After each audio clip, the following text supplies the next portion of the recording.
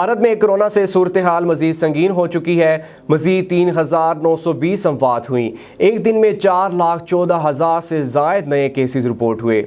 Bharat corona virus کا گڑھ بن چکا ہے۔ ایک روز میں مزید 3,920 افراد لقمۂ اجل بن گئے۔ مزید 4,14,000 سے زائد نئے کیسز رپورٹ ہوئے۔ ماہرین کا کہنا ہے کہ سرکاری اعداد و شمار میں کورونا وائرس کے باعث ہونے والی جانی نقصان کے اصل حقائق سامنے نہیں لائے جا رہے۔ ملک بھر کے اسپتالوں میں آکسیجن کا بحران جاری ہے۔ لوگ اپنی مدد آپ کے تحت آکسیجن کا بندوبست کر رہے ہیں۔ بر وقت آکسیجن نہ ملنے پر کئی مریض ہلاک ہو چکے ہیں۔ حکومت نے ویکسین کا اہتمام کیا تو وہاں لوگوں کا رش لگ گیا۔ خواتین کی بھی بڑی تعداد موجود تھی۔ صورتحال کو کنٹرول کرنے کے لیے پولیس کو آنا پڑا۔ دلی میں ایمبولینس کی کمی کی وجہ سے کئی رکشوں کو بھی ایمبولینس میں تبدیل کر دیا گیا۔